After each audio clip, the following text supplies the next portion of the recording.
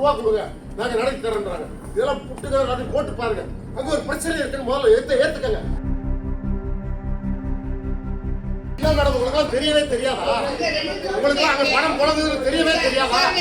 தலைவரம் பேசுங்க.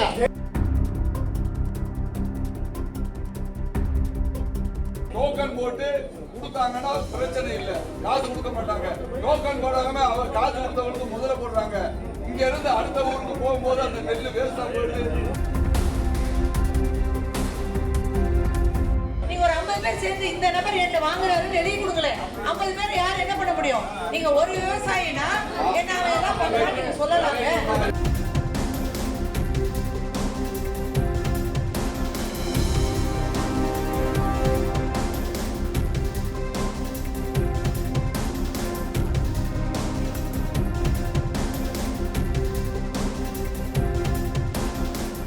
தமிழ்நாடு விவசாய சங்கத்துடைய மாவட்ட பொருளாளர். என்னுடைய பெயர் வி. அடக்கி வீரமணி.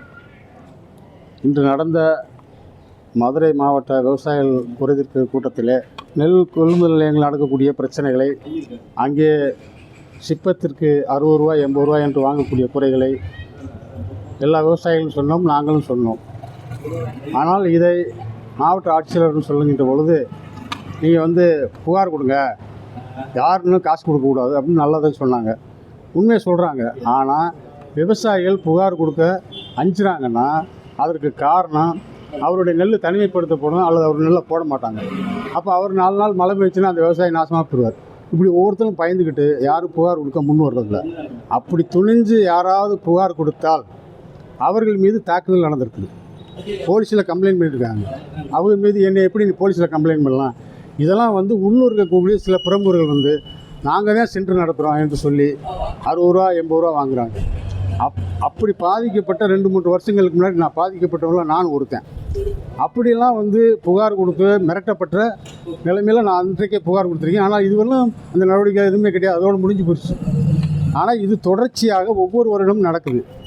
ஒவ்வொரு வருடமும் அவங்க வாங்கக்கூடாதுன்றாங்க, நீங்கள் கொடுக்கக்கூடாதுன்னு சொல்கிறாங்க. ஆனால் நடந்துக்கிட்டே இருக்குது, கொடுத்துக்கிட்டு இருக்காங்க விவசாயிகள் புகார் சொல்லி பொதுவான ஒரு அறிவிப்பாக தான் சொல்கிறாங்களே ஒழிய தீர்வு என்பது இல்லை. எனவே வருங்காலத்தில் அரசு நேரடி கொள்முதல் நிலையங்களில் அப்பப்போ விஜிலன்ஸ் போய் அல்லது மாவட்ட ஆட்சியரை நேரடியாக போய் திடீர் ஆய்வு செய்து கண்டுபிடிச்சி கடுமையான தண்டனை எடுக்கணும். அங்கே யாராவது பொறுப்பாளர்னு சொல்லி உள்ளூரில் இருக்கக்கூடிய ஆளுங்கட்சிக்காரங்க அல்லது ஏதோ ஒரு பிரமுகர் என்ற அடிப்படையில் அவங்க பண்ணக்கூடிய அட்டூழியங்களை ஒழிச்சாகணும். அப்படி ஒழிச்சாதான் விவசாயி உண்மையான லாபம் பெற முடியும். விவசாயி ஒரு 200 சிப்பம் போடுறான்னா 12,000 10,000 அவன் ஏற்கனவே தன்னுடைய நகைகள் அடகு வச்சு அல்லது வேறு ஏதேனும் வட்டி கடன் வாங்கி தான் விவசாயம் பண்ணியிருக்கிறான். ஆனால் இவர்களுக்கு லஞ்சம் கொடுப்பதற்காகவே 12,000 ரூபாய்க்கு ஒரு நகை திரும்ப அடகு வைக்கணும். அப்புறம் அடகு வச்சு லஞ்சம் கொடுத்து அப்புறம் விவசாயி கிடைக்கும் போது அப்போ என்ன ஆகுதுன்னா இன்னொரு 1 மாதம் கழிச்சே அவங்களுக்கு கிடைக்கும். அந்த கிடைக்கிறது 1 மாதம் ஆகிடும். அப்போ இவர் அக்கௌண்ட்டில் ஏறி அதுக்கப்புறம் அந்த கடனை அவர் அடைக்கணும். அப்போ தன்னுடைய நெல்லை பாடுபட்டு கொண்டு வந்த நெல்லை எடை போட்டு விற்கிறது கூட ஒரு கமிஷன் கொடுக்குறக்கா நெல் கடை வாங்க வேண்டியிருக்குன்னா இதை விட கொடுமை எங்கே இருக்குது? எனவே இப்படிப்பட்ட கொடுமை தமிழகத்தில் தொடருது.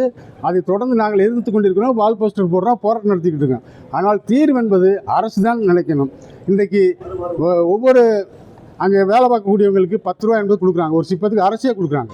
ஆனால் அந்த 10 ரூபா என்பது போதவில்லை என்பது அங்கே உள்ள வேலையாளர்களுடைய அது அரசு தீர்மானித்து கூடுதலாக கொடுத்து விவசாயிகளிடம் எந்த 1 ரூபாயும் வசூல் பண்ணக்கூடாது என்ற அவர்களுடைய நிலையை உறுதிப்படுத்த வேண்டும். அப்படி செஞ்சால் தான் எதிர்காலத்தில் விவசாயிகள் இந்த பிரச்சனை இல்லாமல் இருக்க முடியும். எனவே விவசாயிகளை பாதுகாக்கிறதுக்கான ஒரு பொது முடிவை அரசும் அதிகாரிகளும் சேர்ந்து எடுக்கணும். செய்திகளை உடனுக்குடனும் துல்லியமாகவும் தெரிந்து கொள்ள சப்ஸ்கிரைப் பண்ணுங்க.